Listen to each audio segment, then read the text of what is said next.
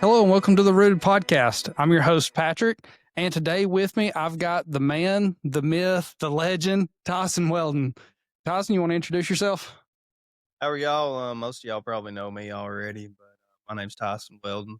We have, me, my wife, and our actually just now 3 kids. I've been members for a little over a year now at Fairview. I teach history at North Jackson High School, and just happy to be here. So, most of you that keep up with the podcast know Tyson has been talked about probably, 3 out of the last 4 or 5 podcasts. He has been very influential, especially in mine and Logan and our kids' lives, as far as getting us to Fairview, especially. We were kind of in a situation where we weren't really sure where the Lord was calling us, and Tyson and Christina invited us, and we hadn't looked back. So, here we are. And we appreciate y'all doing that. But one thing that we always do at the start of the podcast, and I'm sure you somewhat knew this was coming, is we do an icebreaker. So I have a 2-part question for you, and I did not give Tyson any indication as to what these questions are, so I may be just really messing him over right here. But if you could have dinner with one person, living or dead, who would it be, and what would you cook for them? What's your best dish? So I'm cooking. We're not going out to eat. Yeah. One person, living or dead. If I'd have had time to think about this, it would have been a lot better. I'm a really big historical person, hence history teacher. And I can think of a lot of people that I would like to sit down with.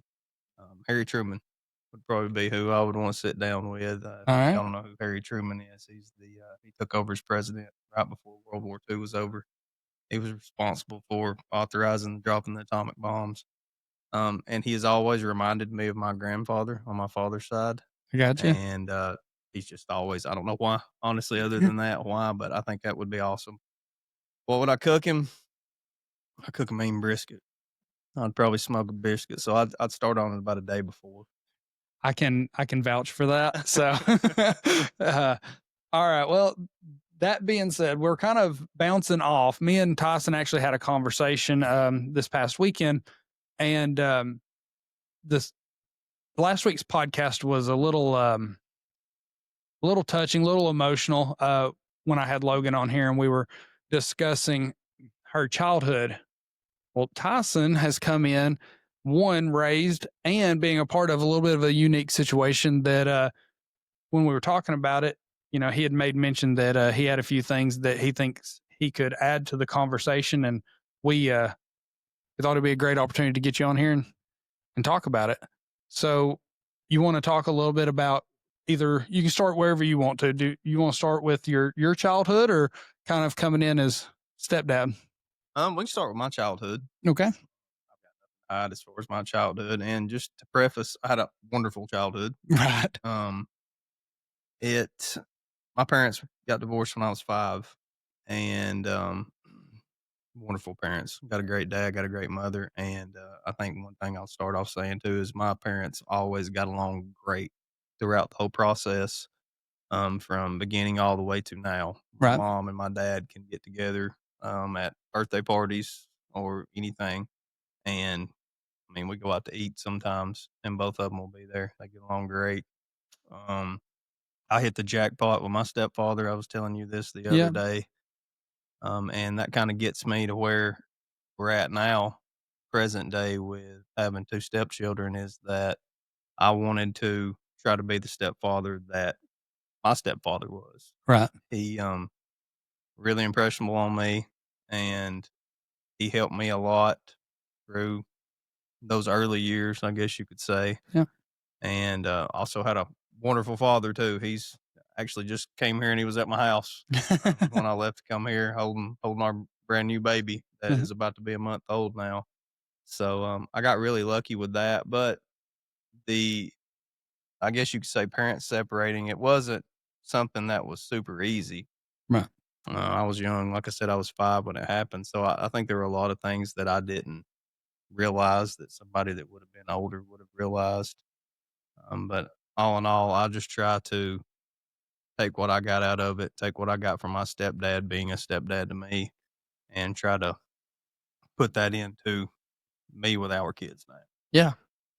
Yeah. No, and that's awesome. Like, it sounds like your stepdad gave you a basis for what you would want or expect filling those same shoes.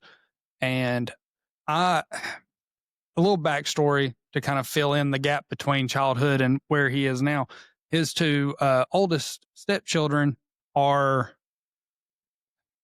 awesome kids, and I have coached them for the last 2 or 3 years in basketball, off and on, and getting to see Tyson when him and Christina were dating to now married, everybody in the same house.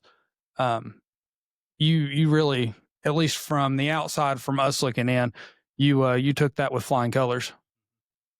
Yeah, and I don't want to sit here and act like we don't have our issues. I think every family has their issues behind closed doors that I mentioned to you the other day. But all in all, it was a shock for me because I went from I was 30. What was I when we got married? I believe I was 36 when we got married. Had never been married before. Had been honestly hadn't really dated anybody super seriously other than Christina years ago when we were in high school and in college. And so I went from living this single life because I lived with my dad from the time I was 13 Right. up into my later 20s, actually. And we just did whatever we wanted to do. I mean, it was the bachelor life pretty much. And then I get into my mid to late 30s, and boom, me and Christina start dating. We get married, and now I've got 2 kids. Yeah. And I thought about it. I prepared for it before we got married, but honestly, I just kind of fell right into it. I get frustrated. Right. I'm I sure. get frustrated almost every day, just like any other parent does. And I think it brings a few more complications. Right. Hudson and Lily both being children, but all in all, I think I've dealt with it pretty well, Yeah. and just starting to come to church at Fairview about a year ago. I got saved on September the 3rd of last year. It's brought a whole new aspect to it. Yeah. I honestly think it's gave me a whole new sense of calm in some situations where before I may have lashed out a little bit, Right. but being saved and just knowing the Lord and having this church family, man, has Yeah. just completely changed our whole or my whole way of looking at it. Christina's also Right. not really a way of looking at it, but just the way we feel, I guess, about things. It's almost like having a, and I hate to put it this way, but it's almost like having built-in therapy sessions because you've got people you can bounce stuff off of, and you can see other people going through the same struggles and whatnot, that are in the same area of life. I mean, I look at it, and then we've got uh, you and Christina, and then Whitney and Alex, and I mean, just right now our church is full of people in our age group with kids around the same age, and they all kind of play sports together and everything, and I feel like we're all in a similar walk of life right now, and it really makes it easy. I won't say easy. It's nice to have somebody to bounce it off of, though. Mhm. Yeah. Yeah, and we come to church, say, on a Sunday morning, and maybe we've had a rough week or a rough few days, and we maybe I've kinda got off track with how I should have been throughout the week, and then we come here and you come in and everybody's just so welcoming. Yeah. Everybody's, "Hey, how are you doing?" And then the service gets going, man, our music's awesome, Yeah, it is. preaching's awesome, and it really puts a lot of things into perspective to me, and I walk out these doors on Sundays just almost changed man Yeah. once a week, Yep. and, so I can't say enough about how great Fairview Church has been for us since we've been here for a Yeah. little over a year now, and the y'all have came since we've came here, we've invited a few other people, and, I'm not trying to brag about inviting people to church No, and them but coming, but the just the outlook of people who we brought here yeah, has been so great. I mean, we've brought couples in and their return yeah, couples that come almost every week, and that makes me feel great. Like I never would have thought I would be the person that's like, "Hey, come to church. right. Come to church, you'll enjoy it." And then boom, we have these people coming in that we've invited, and that really makes me feel good. That, and I'll also say that Fairview has a way of, and it's not just us. I've noticed it, like with that picture on the wall right there Yeah. with Hunter, and his wife. That picture, Fairview has a way of when you're new, they make you not feel new within a Yeah, week of being here. I mean, we yeah, came here, and before I know it, Pastor Stewart was mentioning me during the service. yeah, I was invited to be a judge on a barbecue competition. He was texting me. yeah, Just it's. I remember asking Christina after I think the second Sunday we came here, and people knew us by name, people that I'd never known before, yeah, and I didn't know their name. right. I'm horrible with names. But I remember asking her after service, I was like, "How do they know our name? Like, did they have some kind of secret meeting to where they were like, here's these new people. This is their name. Make sure you come up to them and say something to them." But it's just this family that we've got here at Fairview. It's different. It is, and like you said, I mean, obviously, y'all have been here a little longer than us, but it's kind of one of those where you see that culture and the aspect that they approach newcomers with, and you find yourself in those shoes. Like I don't know how many times that um now I'm not necessarily the most outgoing person to people I don't know, but like somebody I hadn't seen in years come through the door and it's like, hey, I hadn't seen them since high school. I need to go talk to them, you know? Mhm. But that's the way Fairview in general approaches things. And I mentioned it, I believe, on the very first podcast, but one thing that really stood out to us, and I think it may be the reason that so many of the people that you and Christina have invited have came and returned is we've been invited to churches before, but the thing is like you show up, everybody's kind of got their assigned seat. That's it. Like, you know, and I remember that first Sunday we came in, you saw me come through the door and you and Christina slid all the way down into the middle and it's like, hey, y'all boys come sit with us. And that's just, it seems like something small, but it's huge in the side of being able to see that someone cares enough that they want you to be there, you know, and that's huge. And like I said, we appreciate that y'all done that. Cause I mean, one, we love being around y'all, but also this church and the family we have here now, I mean, it's changed us for the better. We're slowly trying to move up toward the front. We tend to stay in the same right side, Yep. but I don't know how many of y'all know my wife. She's a little bit of an introvert. So the closer we get to the front, the more nervous she gets. But we're getting there slowly but surely. But we still don't have assigned seats. We sit No. somewhere different every single service. But it, I've never been. I guess you could say I've never looked at myself because I've attended church off and on my entire life. I've Right. never really been a member. I've never been a member of any church, and I've never consistently attended church until we came here. And I just never saw myself as someone who was going to bring somebody else into church. I was just someone who somebody had invited Yeah. my entire life, and then boom, all of a sudden we get here, and I mean, it was put on my heart to start inviting people. Yep. I'm not going to sit here and say that I've been the best disciple there is to go out and just speak to everyone, but Right. I think I've been trying to invite people, and that's kind of I guess a starting point for Yeah. me. No, and that's awesome. And it's funny because, like, you know, you was talking about other couples that come, and for like 3 Sundays in a row, and we moved around the church. It was kind of funny because we sat in different places, but for like 3 Sundays in a row, um, Wesley and them sat behind us. And I finally turned around to him. I'm like, dude, one day y'all are going to sit behind us and that light's going to hit just right. And my bald spot's going to blind you. Like you're going to have to, you know, if you keep sitting right behind me. But, you know, they were one of the couples that have got really involved. I mean, I've seen them at, pastor's house a time or two, you know, it's just like, I don't know. It's just, there's, there's a feeling here and a draw that makes you just want to come back. Mhm. Yeah, and it's a really good feeling to like Wesley and Bianca have been really good friends of mine for the better part of probably 15 years, I guess Yeah. now. And even you and Logan didn't really know you before, I guess, what, 4 years ago. Yep.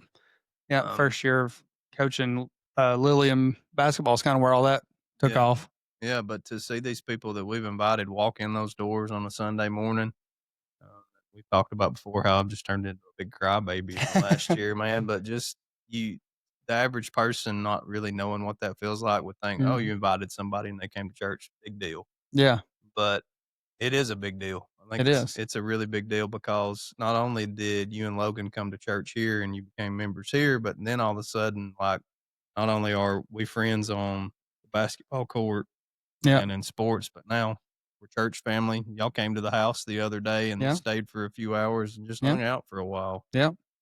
So that might not have happened if it hadn't have been for y'all coming to church after we invited you here. Yeah. Yeah. No, and it's you had we're talking about how that family aspect of it, that you can come in here and even if you've had a rough week, feel like you've not necessarily lived up to the standard, that we're called to be as Christians, you can come in here and it's don't feel like you're getting judged. It's all right, well, let's love you through it. Next week will be better. And that's huge. And that's something I would like for people to understand, especially like listeners that I know there's quite a few listeners that uh watch the podcast on YouTube and whatnot, but they don't attend Fairview. And I'm not saying if you've got a church, I'm not telling you come over here and leave your church. Like if you've got a home church, that's great. We're happy for you. But if you're somebody that's watching this and you don't have a place, come visit with us. I mean, we've got a really, really good program here as far as like for the kids and stuff. Shantae and them do a great job. If you've got, teenagers, Preston and Taylor do a great job. Like it just all the way around. We've got good, solid people that just love to serve. That's what I was going to mention too, not just for the adults, but for the children too. Hudson and Lily, I don't think I've heard them one morning say, we don't want to go to church Yeah. because, and they learn things too. They don't just come to church and have fun. They Right. actually learn things. Lily gets in the car after church is over and she sings songs all the way home that she learned in there. Right. Um, Lily just went the other night and stayed the night at Pastor Stewart Lindsay's Yeah. with them, and she enjoyed every second of that too. Right. So I wouldn't have thought we would be at that point by now. Yeah. But we've gotten really close with Pastor Stewart and Lindsay too. So we've gotten really close with a bunch of families here. Yeah.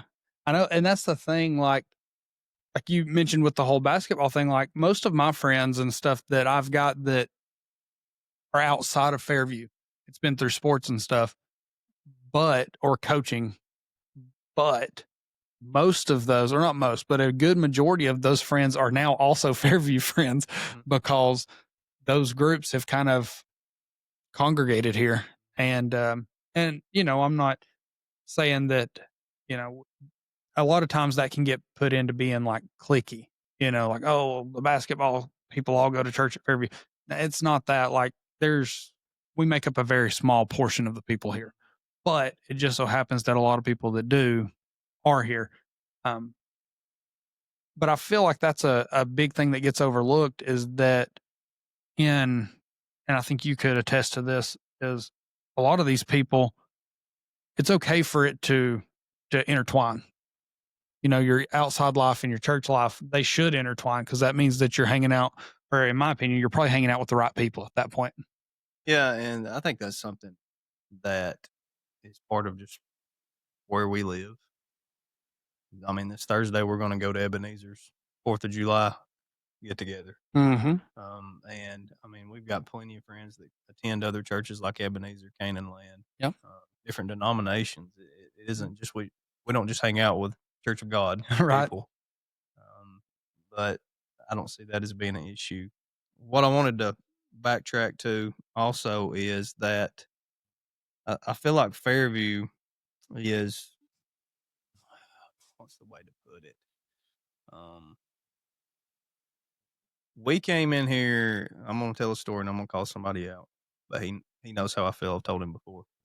But this was probably a week or two, I guess, before I was saved. So August sometime. Yeah. And this is just, there are lots of people that go to Fairview that are like this. It would just so happen that this guy was that guy that Sunday morning. But me and Christina went up to the altar. This first time I'd ever been to the altar in my entire life. First time ever. Um, Christina gets very nervous going to the altar Yeah. because she'd rather stay back there and, you know. Yeah. But we went up to the altar. Didn't really have a plan for what we were doing. We just felt like that was the right thing to do. Went up and there was someone that came over to us and just asked if he could pray with us. His name's Tony Cornett. Yeah. I think I talked with him a few times, just in passing, just, "Hey, good morning, how you doing?" Things like that, but, like I said, never been to the altar before in my life. Tony comes over, puts his hand on my shoulder, and he says, "Do you care if I pray with you?" Yeah. I said, "Absolutely." So, he started praying, and man, I've never felt when you get those just where you can't breathe and you get to crying, and part of me at first was apprehensive. I'm telling myself, like, "Cut it out, man. Just cut it out. Yeah. Don't be a big sissy. Come Yeah. on." And there was no cutting that out. And I didn't get saved that day, but in a way, I almost feel like I did. Right. I left church that day, totally different person, like completely different person. And I thank Tony for that all the time. And I can't hug the guy without crying. Like, I Right. honestly can't. Like, I avoid him sometimes because I just don't feel like crying today. Like, I've made it all day without tearing up. I'd rather not do it today. Right. But me and Tony, I mean, do I see him outside of church? Not very often. Right. But I could go hang out with Tony and we would have a lot to talk about. And I'm forever going to be grateful to Tony for I think he was the jumping off point Yeah. for me, especially. He almost, it was like he came up behind me and gave me that push. It was like, it's okay to come up here. I know you're nervous. I was scared to death. Like I've always been terrified too. Yeah. I think we probably know a lot of people that have been sitting back in that pew Mhm. that want to take off toward that altar, but they're afraid they're going to get embarrassed. They're Yep. afraid they're going to get up there and not know what to do or be all alone when they go to the altar. By the way, you come to Fairview, you're not going to be all alone at the No, altar. no, no, that when people start going to the altar, you definitely will not be alone. Somebody will pray with you. Yes, yes. So, but I've told that story I don't know how many times, and it just that was a game changer Yeah. for me. No, and it's awesome that you have that. So you saying that since being at Fairview, I have one of the opposite. And actually Jaren is the one who called me out on it. Kind of. Get me started on Jared too. Jaren's a good one too. Jaren is the guy that I feel like, and I've told him this before, but I feel like he walks that line of he's almost in the spiritual realm all the time, like the You want stuff. somebody to pray for you. Let Yeah. Jaren be that person. Yes. Yeah. But one Sunday, I saw him actually come off the stage and went to the back, and I had that move feeling like go with him, I you know? remember this. Yeah. And I didn't. I was actually, yeah, because I was sitting right behind y'all, I think, when this took place, and I'm talking like that where you start burning inside, got to move, and I didn't, and I talked to him. I guess it was the next week or whatever, and he goes, "Well, how you feeling?" I'm like, "Not great." And he goes, "I bet you move next time, don't you?" I was like, "Yes, sir." Yeah. But no, yeah. And we, at some point I will hopefully in the very near future, get Jaren on here because I think he has a lot to share. But, I know Tyson said he could speak on this as well too, but just to give y'all a little bit of an insight to Jaren, why we say that he walks the way he does is, um, y'all have heard me talk about it a little bit on here, but I started a new job, and this is not something that really I've told anybody except for a couple people here at the church, including him. But the last day of my employment at my old job, before I found out about that they were shutting the doors, an hour before, give or take, right at an hour before, Jaren texts me, "Hey, buddy, how you doing today?" Like, "I'm all right. Why? I don't know. Just got you on my mind." Hour later, I get that phone call. "Hey, we're shutting the place down." Then my actual last day of employment there, he calls me as I'm walking out the door. Hey, how you doing today? Good. Why? I don't know. He's just on my mind. Dude, I'm walking out of my job. This is my last day here. Oh, well, like I'm like, that ain't a coincidence, dude. And then and there was another instance where we're starting my new job. He messaged me and was like, hey, praying for you. I don't know why, but you're on my mind today. I'm like, dude, I'm starting my job today. Like, this is 3 times in a row. Like, that's not a coincidence, you know? Darren has beat my alarm clock a few mornings with a text message. Yeah. Just a big, long text message. Hey, buddy, thinking about you, praying Yeah. for you. And some of those mornings, it's like you said, it's like one of those mornings like, man, I really could use that. Yeah. And that's something that I think that gets taken for granted a lot of times because you were talking about the whole being like a big crybaby or whatnot. As men, we push back our emotions a lot, but as man to man, it's okay to like quote unquote love on each other a little bit. Like, and Pastor Stewart and Jaron especially have really been, I think, strong mentors in pushing people to that.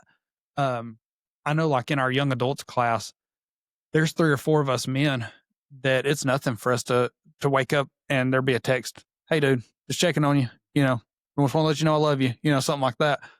Usually once or twice a week, there's a message like that come through. And man to man, we don't usually. I mean, I've never really had that before here. Yeah. Like.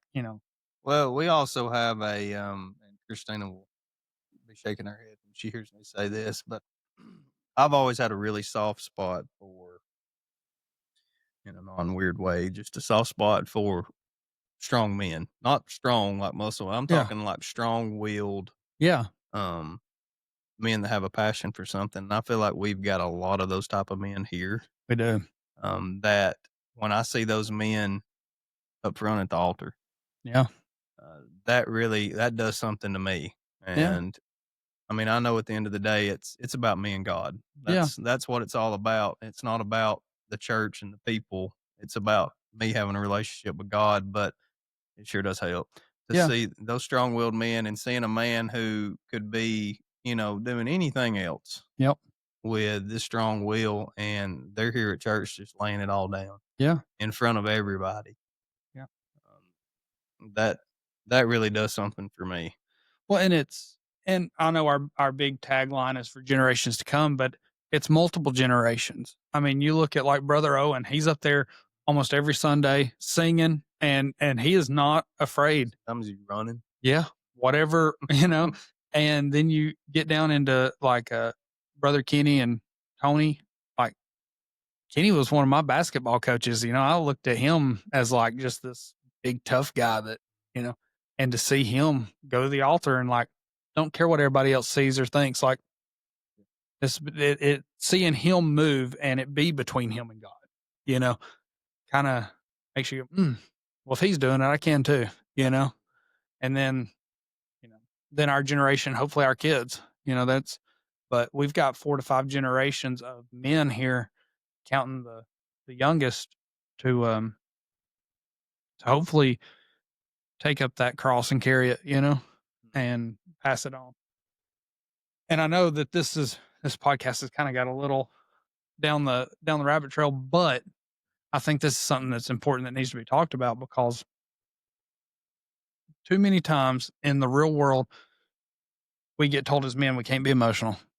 We can't share our feelings and we can't talk about it, especially not with other men. The only people we can talk to about that is our wives. Well, there's certain things that are just a little too, I don't want to say too heavy for her, but there are certain things that I feel are too heavy for me to pass on to Logan that she may not understand just because she doesn't have a man's mindset that I could call you about.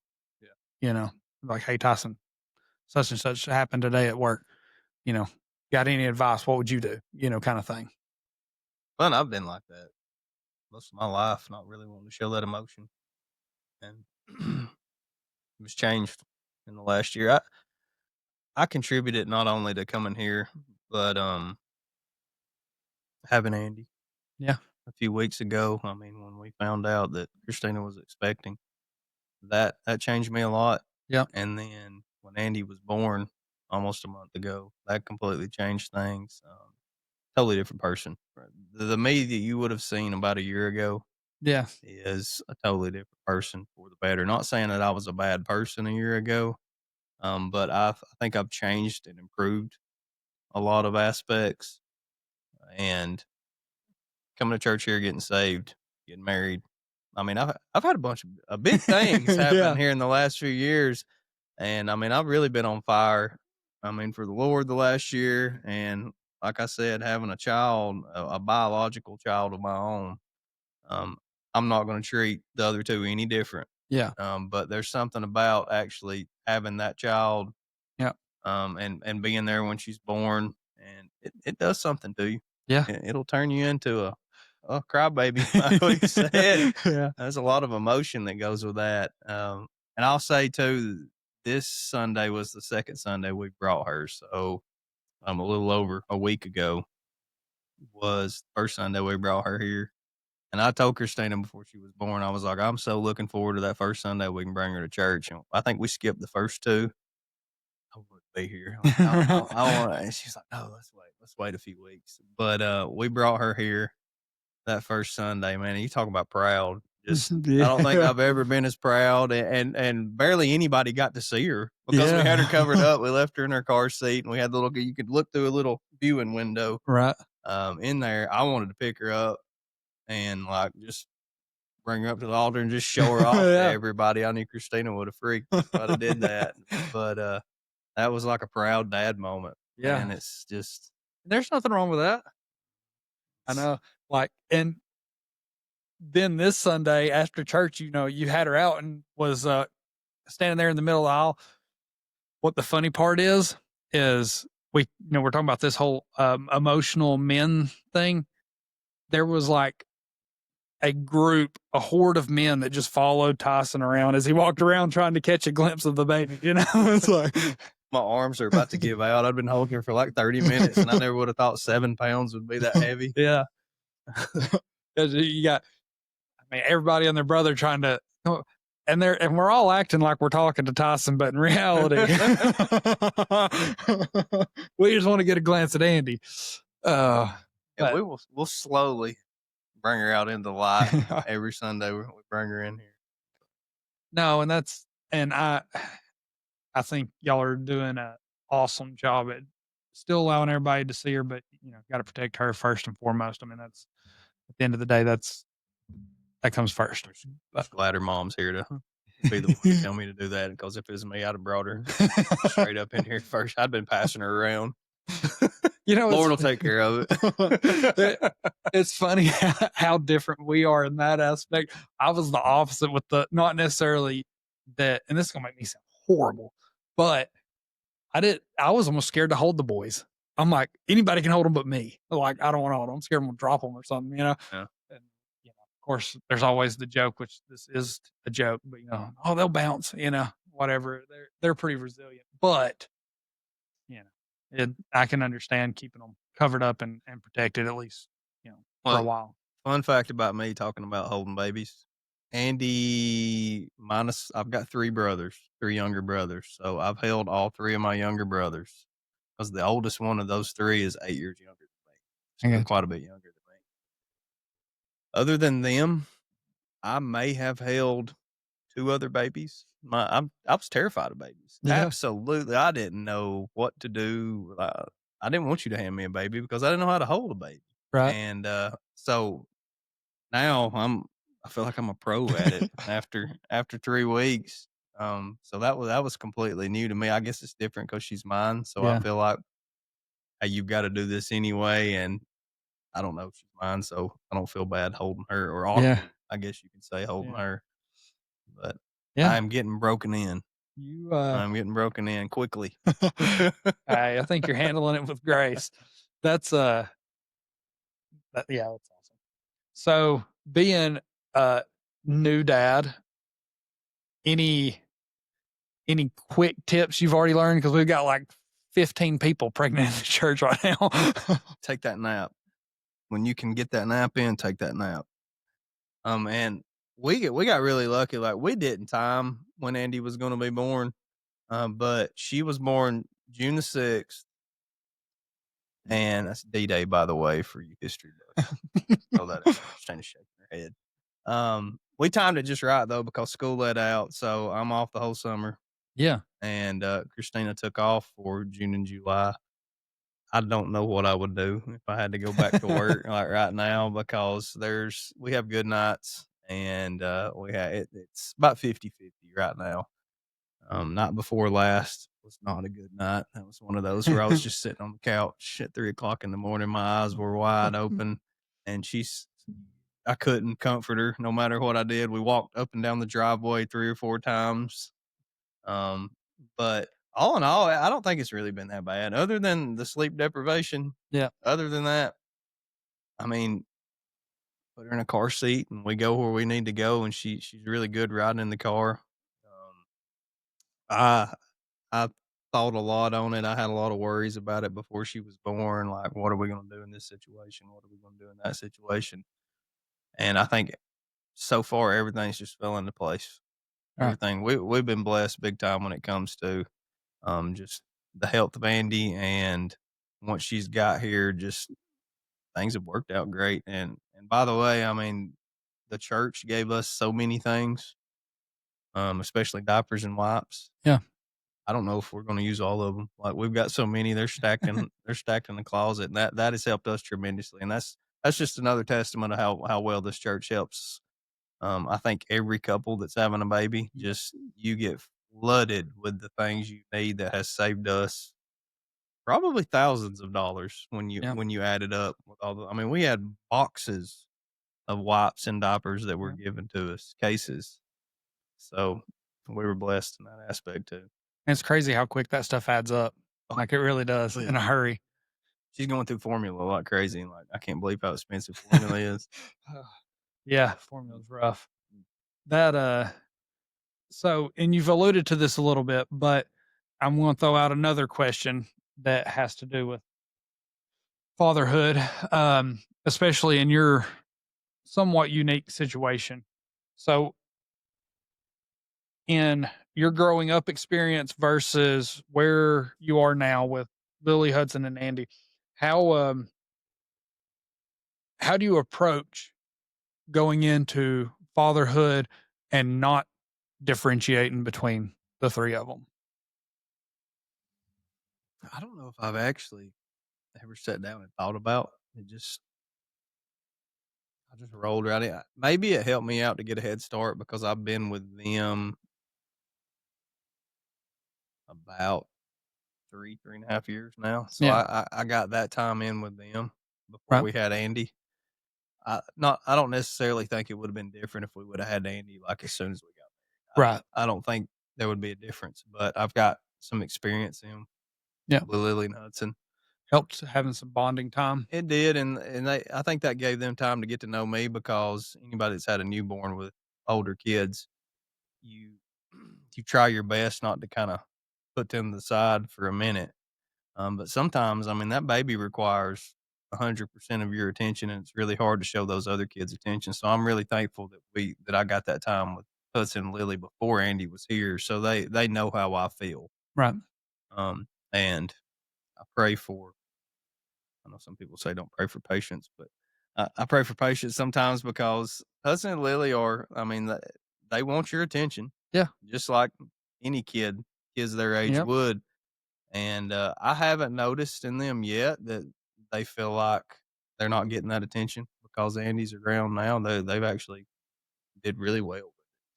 And So I think I just rolled right into it. Like, I don't honestly, it didn't feel like it was that hard, yeah, to not differentiate. I mean, she's only almost a month old now, right. but I I don't look at Hudson and Lily and think they're my stepkids. Yeah, And just like all 3 of my brothers are half brothers, right. I don't look at them as half brothers. I look at them as brothers. I've never considered them anything other Yeah, than that. So that's the same way I look at Hudson and Lily. that's awesome. And I'm glad that they fell. I'll say fell, that they're gonna be able to grow up in that situation because it's awesome to have a a good, strong father figure inside the house, and that's a them living with you and Christina. I think that's awesome. Well, I also say too, I think Andy being born has made us more of a stronger family unit. So if anything, I think it's helped. Right. It hasn't separated us more. Right. It's brought us closer together. So, and Uh, I hope they look at as they get older because of Lily being 10 now. I mean, she's getting toward that age where she sees things, she notices more things than Yeah. she would have when she was younger. I f I hope she looks at me and her mother too and sees what we do for Andy, what we do for all 3 of them, Yeah. and she, 1, appreciates that, and I know she will, but 2, try to emulate that when she gets older. I mean, Yeah. she's looking at stuff right now that she's gonna turn around and apply when she's a mom Yeah. one day. Yeah. So, No, and that's awesome. And I know I'm glad to see after asking him the other day at church, that Huddy came around. I know at least the first couple times I asked him before Andy got here, he was a little unsure of how that was going oh, I've to got a story be. I've got a story. He got himself in trouble one day. Uh He was getting a haircut. I'm not gonna go into that story, oh. but, yeah, he got himself in trouble. Huddy was I don't I mean, you don't know what's going through at that time, 7-year-old's brain. Yeah. And I think sometimes he doesn't really mean what he says. I think Hudson was a little bit afraid that he wasn't gonna be the baby anymore. Yeah. Um, but he's in 110% now. In some ways, he's more in than Lily is Yep. sometimes, and I mean, I knew Lily was gonna be that sister that was, "Can I hold her? Can I hold her? Can Yeah. I help? Can I help?" And she is, but he's really surprised us in the way he just, like we brought them in. When Andy was born, they were the first me and Christina agreed that we wanted Hudson and Lily to be the first ones to see her, Yeah. and, we brought them in. I went and got them. They were in the waiting room with Christina's parents, my parents, and, I went and got them. And I was a mess, like, as soon as I walked out into the waiting room, I'd already texted everybody and said, "Hey, I'm coming to get the kids." Yep. And I walked out, my mom jumped up and came and gave me a hug and told her, I was like, "Mom, just don't." I was like, "I'm holding it together. I'm holding it together." And I was like, "Just let me get them and go back to the room." So we got them and brought them back. And, Lily held back tears as soon as she saw her, but Hudson, you could tell just Hudson was just looking at her and just amazed, and I think that changed him right there. That's what did it. So he's big brother now. I think he's super proud and really Yeah. super proud to be big sister too. I You can see it. I mean, one, just the way they act when we're around, but even like the pictures we see and stuff, like Hudson's very intent on Andy. He's very intentional with what he's doing when he's holding her and whatnot. He's got that look in his eye like my sister. He's changed a few diapers. That's awesome. Hey, all right. Got to give him a high five next time I see him because that, oof, diapers can get rough in a hurry. I never would have thought a 3-week-old would be that strong when she's ill and you're trying to change a diaper and those Yeah. legs are just kicking. Yep. Talk about getting in trouble in a hurry. Mhm. Oh, well, that being said, is there anything else you want to touch before we close? Nothing that comes to mind. I appreciate y'all having me on. Like I've been watching the podcasts and this is out of my comfort zone completely to get up and speak on camera. I can speak in front of a bunch of high school kids Right. on the daily about history, but sitting me down, kind of putting me on the spot. And I mean, really just talking about Lord and religious things. Yeah. That's never been my comfort zone. And Right. now it's like I keep going back to within the last year this, within the last year that Yeah. completely changed my attitude about everything to the point to where I'm at work talking about things like this with Yeah. the students. Yeah. That's awesome. Yeah. Well, And and and I've heard Jaron mention it a couple times that he's been teaching our Wednesday night class, and it's God doesn't call you into your comfort zone; He calls you out of it. mhm. So, you know, That's the same thing as getting out of that pew and going up to the altar. yeah, Um, that was completely out of my comfort zone in those days to where, man, I just felt it, that burning to right, where you need to step your foot out and go up there. And I'm just, part of it is just fighting that with yeah, everything I've got to not do that. And, for somebody who has never did that, once you do it that first time, and it is, a legitimate feeling Yep. it makes it so much easier to do it the second time. It gets easier and easier, and before you know it, you're going up there for people who are at the altar. You're not Yep. doing it for yourself, you're going up there for somebody else. Yeah. Uh, and I don't think people who have never been part of a church community, never been saved, you don't understand how much of an influence I think you can be on other people. Yep.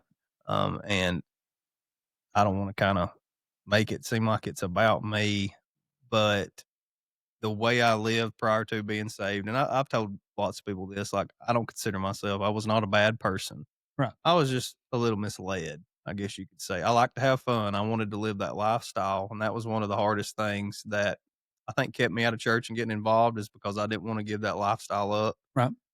But I finally did, and I feel like a lot of people that lived that lifestyle with me kinda looked at me, and they were feeling the same way, and they said, "Well, he did it. Yeah. If he could do it, why can't I do it?" Yeah. Because he loved the lifestyle he was living before, and now he's completely changed, and he's living a better life now. Yeah. So That's I awesome. think that kinda rubs off on a lot of people, so you can change your life, and you're in turn gonna change multiple people's lives. Yep.